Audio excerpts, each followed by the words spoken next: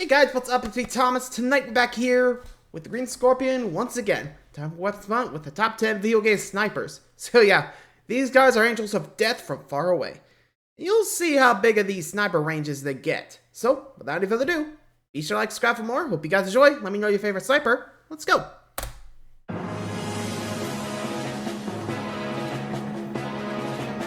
Shall we? Also, help you out with the new shirt.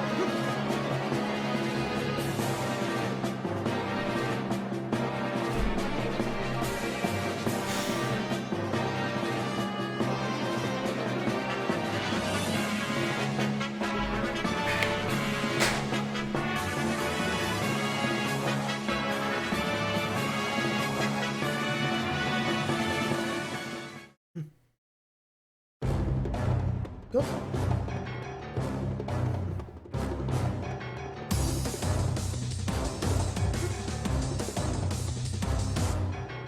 Hello everyone, the Green Scorpion here, and for the final week of Weapons Month 2, we're trying something a little different. Many of you have asked me who the best gun wielders in gaming are. Frankly, guns are way too large a category in the world of video games.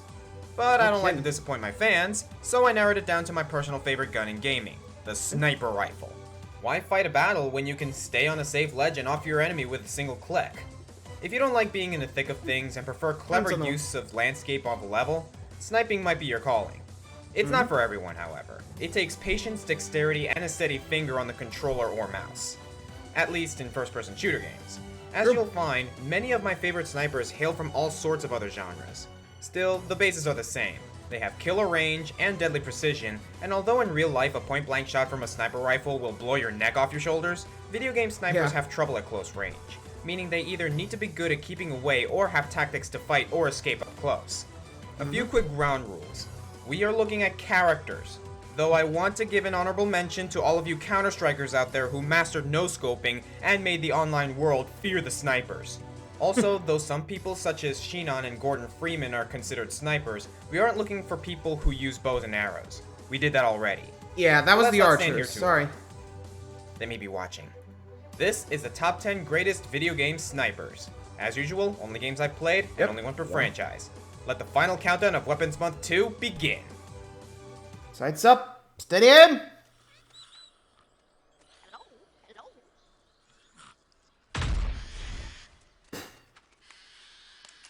Here we go. Oof. First up. To start off this countdown, let's look at these four from Dead Rising 2. They are known as the Hunters: Dietz Hartman, Derek Dugan, Big Earl Flaherty, and Johnny James. When a zombie horde breaks out in Fortune City, these four can be found on the rooftops firing down at both zombies and survivors. We first get a nice cutscene of them where they vow to punish all of the people who let America lose its valor in a not-so-subtle jab at militant Republicans. If you ain't with us, you're against us. You're either with us or you're with the enemy. That's clear. Okay, Capcom, let's not get into politics here. This is, after all, a game where you kill zombies with chainsaws taped to rowing oars. Let's just comment on the hunters themselves. Okay. Screw these guys! With zombies everywhere, why do they choose to fire at Chuck Green, who's running around rescuing people? They're similar to the Hall family from the first Dead Rising, but at least the Halls were acting out of self-defense. The guys just want to kill people. You'll be clearing a path through the zombies for some survivors when all of a sudden, bam, your survivors are dead. And you're next. And after the third day, when the place gets gassed, creating super zombies, they're still there. They still would rather kill Chuck Green than get to safety. And they're accurate too. You can get your own rifle and try to out-snipe them, but if you can see them, they'll see you, and it's going to be hard to outlast them before zombies come and close in on your area. Chuck's best bet is to climb onto the rooftops and take them out at close range. But unlike you, they fight just fine up close with their rifles and take 2 blocks of your life with each hit. I don't know who's worse, them or the roof snipers from Dick Tracy. Death isn't good enough for these jerks. I hope the zombies learn how to climb ladders. I'd probably just toss them off the edge. Like, hey bitches, enjoy zombie chow.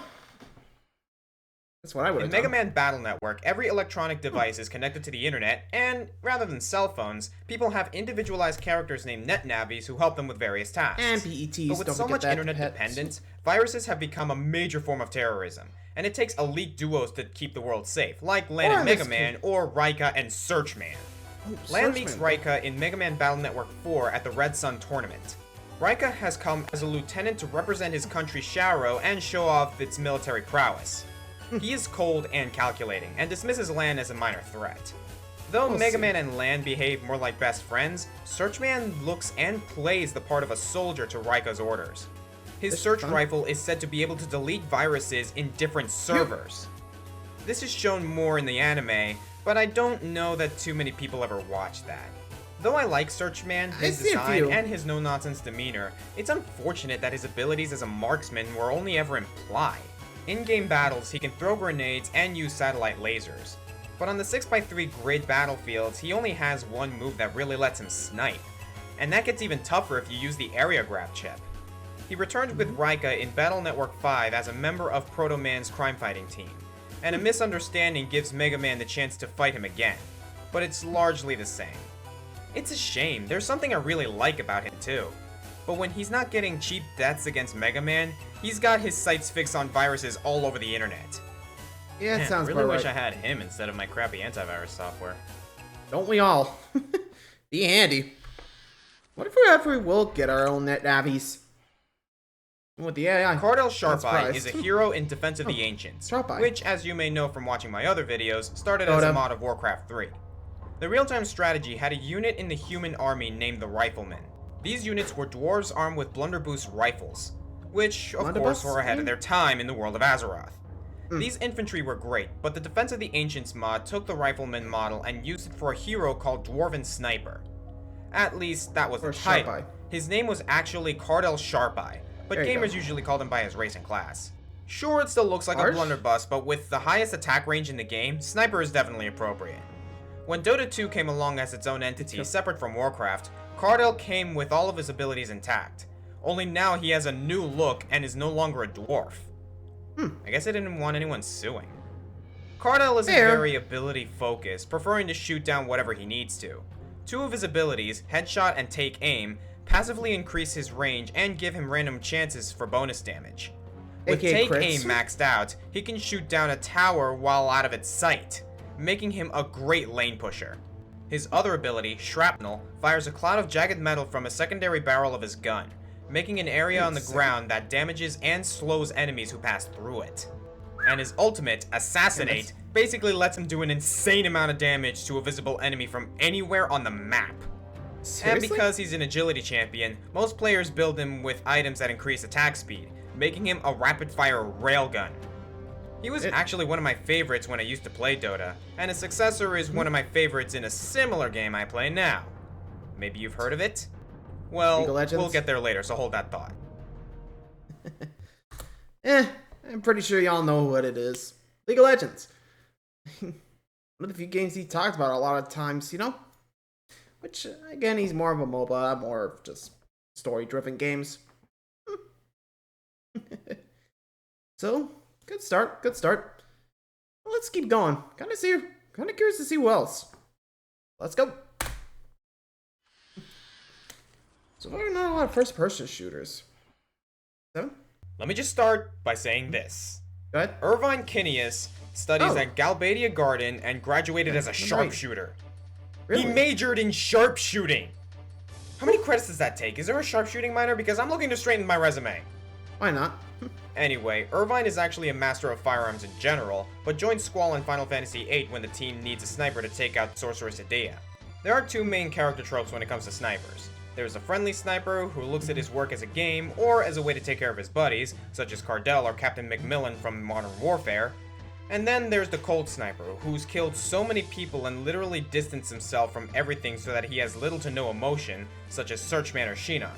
Irvine somehow comprises both. Oh, they're both? And in that way is probably the most fascinating character in the game.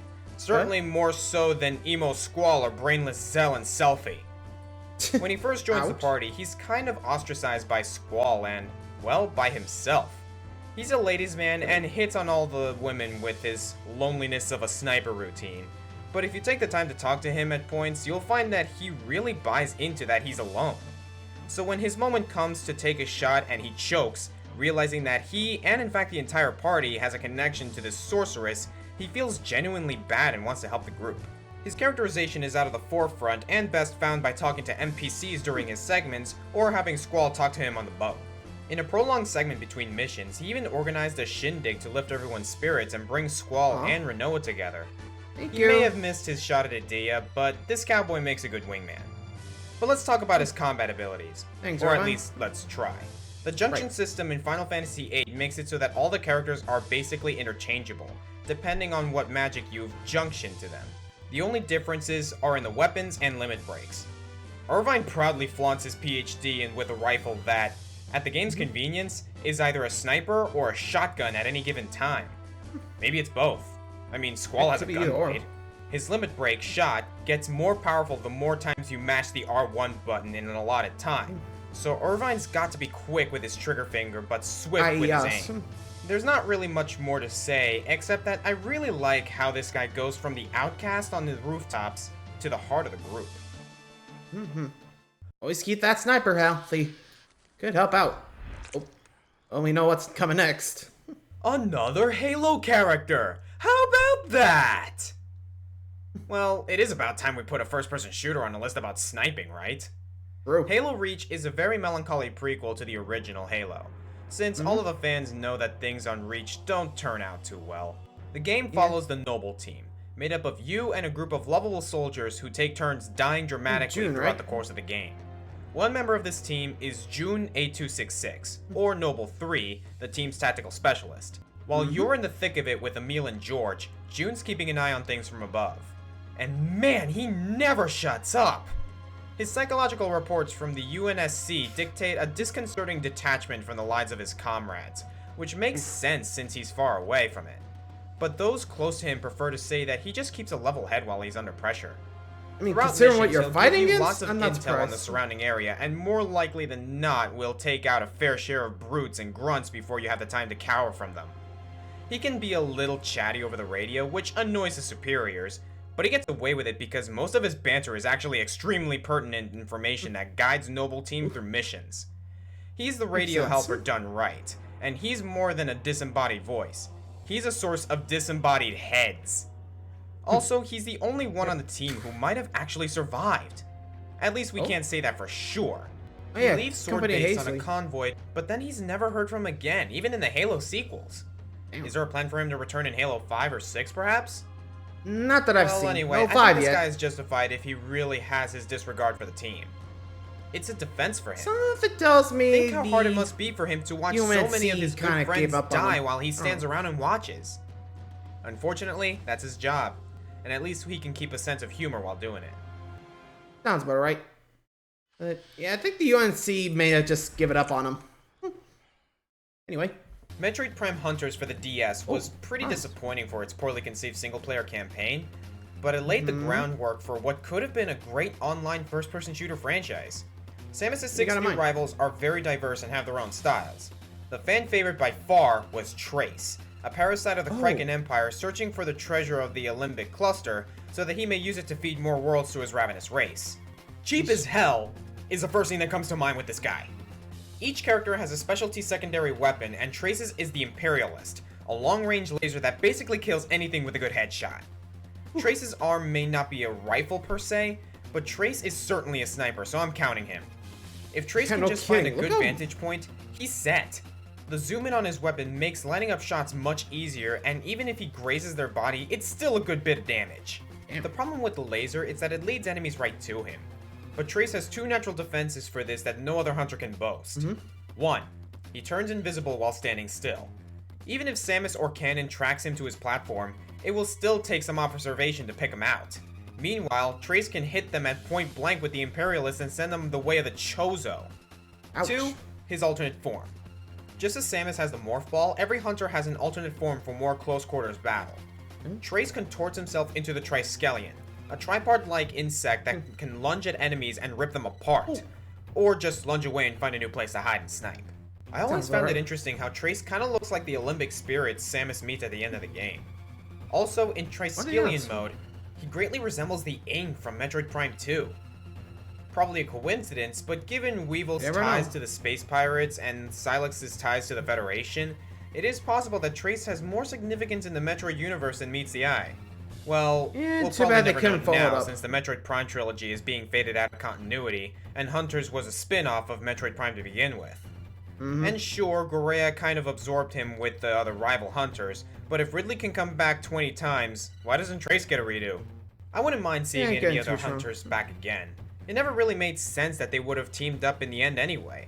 From their backstories, Noxus and Spire probably would have sided with Samus if they had the chance to talk it out. And Trace doesn't seem like the rational thinker to be bargaining with people. But maybe that's just me.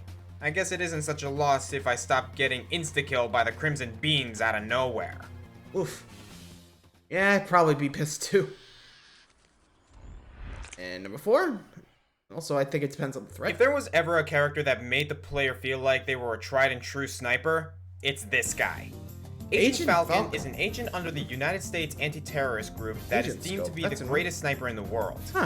Anyone who has been to the arcades will most likely recognize this game. Among the lights of the DDR and Time Crisis machines, the Silent Scope arcade game was unique in that the controller was actually a sniper rifle, complete with zoom and scope. The player would have to look at the screen to see the enemy locations and then proceed to look into the scope to line up the perfect shot. Agent Falcon is the character that is portrayed to be behind the virtual sniper rifle in the games. In the first Silent Scope, he is called to save the president and several other hostages from a terrorist group. In Silent Scope 2, Dark Silhouette, Falcon sets out to stop the terrorists from obtaining biological weapons and releasing them into the free world. And finally, in Silent Scope 3, the terrorists are plotting to steal top-secret cloning technology, and it's up to him to put a stop to them. Agent Falcon doesn't really have a personality or backstory to speak of, but his sniping skills are spectacular. Makes sense with the on-rail shooters. He is able to line up headshot after headshot even when under fire. However, what puts Agent Falcon on this list is that he is the vessel for gamers that want true one-on-one sniping action. Being able to plow through the game while feeling like you're actually wielding a sniper rifle is a joy, which ultimately merits Agent Falcon's reputation. You take out the targets, you save the hostages, and you help Agent Falcon stop the terrorists from completing their plans. You are Agent Falcon, the greatest sniper in the world, as well as the number 4 sniper on this list. I mean, you gotta give them credit. They really make you feel like you're actually making the snipe. Instead of, just... Makes sense. I mean, there's doing it with the controller, and then actually wielding the gun, or in this case, proxy of that gun. So, land your shot, boom, got him. Easy clap. Sorry, I don't know why I said it like that. But, anyway, near the end, we got down to our final 3. So let's wrap up this weapons month with the top 3 snipers. Let's check them out.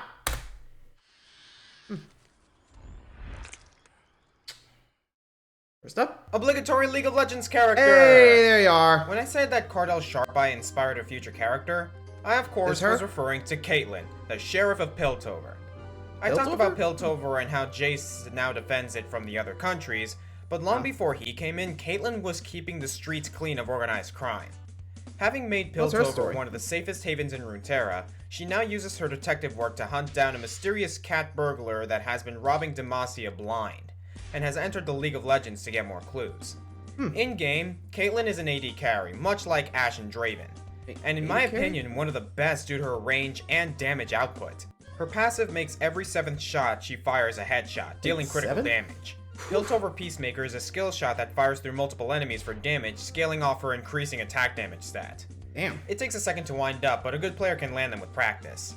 Yordle snap traps can be planted to damage, stun, and reveal enemies who walk into them. They're perfect for cutting off gank entrances and stopping enemies to line up the Peacemaker shot. The 90 caliber net can be fired to slow enemies, but that's not why pros use it. It's really the knockback that Caitlyn gets when firing it. Shooting off the net is a great way to slip Caitlyn out of dangerous situations. Her ultimate is Ace in the Hole, a high-ranged lock-on move. It may not have the same range as Sharpeye's Assassinate, but it's a highly lethal shot and has the satisfying effect of lining up the sight before firing. Sharpeye does actually have better range and is overall more exploitable than Caitlyn, So why do I have him all the way at number 7 and Caitlyn at number 3? What? Well, a few reasons. First, I think League of Legends is just a better designed game than Defense of the Ancients, and as a result, Caitlyn plays a whole lot better than Sharpeye. Sorry if you disagree, but that's just my opinion. Second, I prefer Caitlyn's design. I'm not too sure why she got all of her outfits that Hot Topic, but the Mad Hatter look is king of cool, and it makes her very palpable among the many diverse faces of League. Plus, I love her rifle. Standout. Runeterra exists in one of those quasi-medieval time periods where magic is being used to make limited but awesome advances in technology.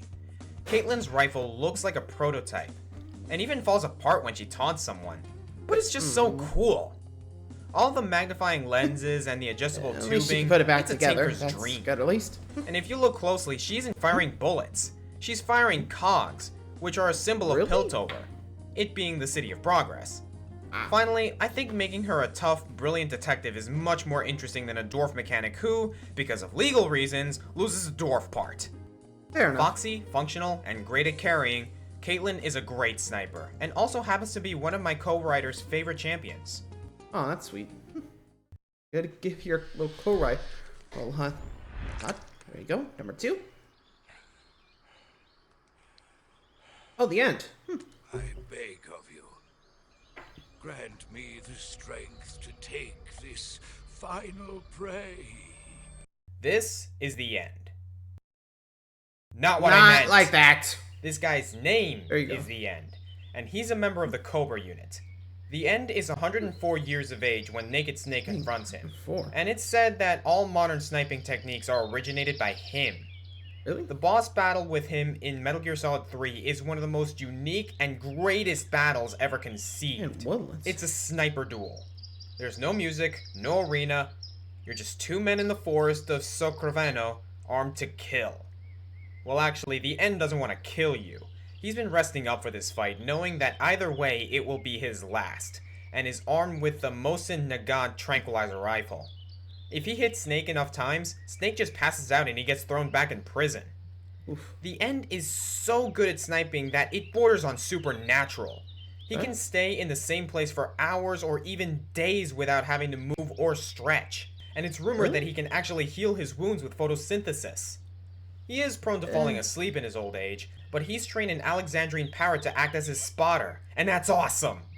Cool. He has also learned to regulate his body temperature to match his surrounding foliage, making him difficult to track even with the thermal goggles. There's a lot of ways to go about this duel. You can try to counter-snipe him, if you like darts in your eyes. You can also use a microphone to listen to his breathing, though even that is tough. One of the best ways is to capture his parrot while it's scouting. If you let it go, it will usually fly back to him. Or you can eat it to make him mad. Even getting up to him, he's a slippery old geezer and will use stun grenades to get away if you give him a chance. You can even wait him out for a week for him to die of old age, or snipe him in an earlier mission while he's in his wheelchair. You terrible human being. Ouch. Some random awesomeness points, he can pop his eyes out really far. He has false teeth, the moss around him turns brown when he's dying, and he can drug you from 3,000 yards away. He'll even sneak up on you if you sit still for too long. Though he dies in Snake Eater, he leaves a very big impression on Naked Snake even once he's become the new big boss. In Metal Gear Solid Peace Walker, you can revisit Socraveno, and if you tune into the radio frequency 000.00, you can actually make out his ghost talking to you. Ever the paranoid one, Big Boss will ask his men if anyone in the enemy ranks keeps parrots, or if they think it's possible for a man to be photosynthetic. It's the old man's honor that tips a scale for him. He's too tired to care about politics or wars anymore. He just wants one last hunt before he shuffles off the mortal coil. And you know what? He deserves it. Now the only question is, Thanks, Grant. who could possibly beat him? Or just... The top 10 video game snipers has Let's almost see. reached the finale, but before we get there, Shall let's we? recap. First Number up, 10, The 10, Hunters. Hunters. Number 9, Searchman. Searchman. Number 8, Kurt L. Sharpeye. Right. Number 7, Irvine Kinace. Number 6, June 8266. Number 5, Trace. Number 4, Agent Falcon. Number 3, Caitlyn. And number 2, The End. There we go. Thought he was gonna do it again. Oof. Big boom. And number 1. Nice try, mate, but I'm the best. Wave goodbye there, Wanker. Yes, assassin. Who else could it have been? I Okay. love Caitlyn. The end is amazing, but no one is more worthy of the title of the number 1 greatest sniper than the Sniper. I Yeah, mean, TF2 Sniper. his name is just the Sniper. It's his life. Easy. It's his personality. It's his entire being. Team Fortress 2 was revolutionary not just for its incredible balanced character class system and great mechanics. Counter-Strike already had those. It was the personality and humor put into every one of those 9 miscreant mercenaries. The Sniper is an Australian game hunter gone crazed. I thought it was New Zealand. Not a crazed gunman, Dad. I'm an assassin. Oh, I'm sorry. Hired assassin. Sure. And among the ranks of the narcissistic scout, the simple-minded heavy, and the ultra-suave spy, and a number of completely crazy professional killers, the Sniper Again, is kind of the put in mind. straight man, which due to some brilliant quip writing, still makes him hilarious. Sorry there, nurse. I mistook you for an actual threat. He's patient, diligent, and friendly to his Medic. teammates. He even has his own code of sniping honor. His Meet the Video really puts his entire caricature together nicely. Be polite. And while other first-person shooters have efficient. sniper rifles, Have a plan playing to the kill Team everyone Fortress you 2 meet. sniper gives you an arsenal entirely centered around sniping. There's his trusty sniper rifle, and then the upper hand, and then there's a Sydney sleeper that applies Girardi on its targets. I'll explain that in a second. Yeah, that's Bizarre piss. bargain for Sorry. real pros that gets more powerful with successive headshots. Woo! The Machina, which fires through multiple enemies in a similar fashion to Trace's Imperialist, and the Or Hitman's the Heatmaker, scene you saw which in is the based on Sniper. building focus. There's even the Huntsman if you prefer sniping with arrows. Yes, sniper. That's a lot of options for sniping, but that's not all. The Sniper has a myriad of secondary equipment to customize yeah. his loadout. That's The it. most amusing, of course, is Girardi. What's Girardi? Well, let's just say the Sniper doesn't have time for relief when on the field of battle, so he keeps his handy jar. It can put out fires, reveal cloaked spies, and make soaked enemies extra susceptible to pain, and all the while just humiliating them and ruining their day. Yep. The less vulgar might prefer a submachine gun for mid-range combat, SMG? or the Razorback, a shield that Yeah. protects the Sniper from his worst enemy, the backstabbing spy. So even if someone does get up to you when you're the Sniper, you have options. You can just channel your inner Counter-Striker and no-scope them to death. You can go at them with one of the Sniper's Rambo! exotic knives. You can switch to the SMG, or you can cover them with recycled urine. Girardi! And with the Darwin hat, he's even somewhat immune to counter-sniping. Really? Here's the real kicker though. Most of the characters on these lists are from a variety of genres. Survival horror, third-person action, RPGs, even June, who's from a first-person shooter, isn't a playable character, and Trace, though controllable, isn't a classic sniper. Playing this character puts the gamer on the field with only a rifle, your wits, and a few extraneous items. In a balanced game like Team Fortress 2, the character is only as good as the player, and folks, there are some ridiculous snipers on these servers. No one character in video games can snipe as well as a honed gamer. And while Agent Falcon may fit the role as a vessel for the aspiring gaming sniper, the Sniper is not only a great But with this personality, guy, but a great vessel for much those skills, snipe as making well as him you the can. #1 greatest sniper in gaming history. I hope you guys enjoyed Weapons Month 2. Until next time. Feelings? Look, mate, you know who has a lot of feelings? Blokes when bludgeon their wife to death with a golf trophy. Professionals have standards. Standards. Be polite. Like, Be efficient. Have a plan. plan to kill everyone.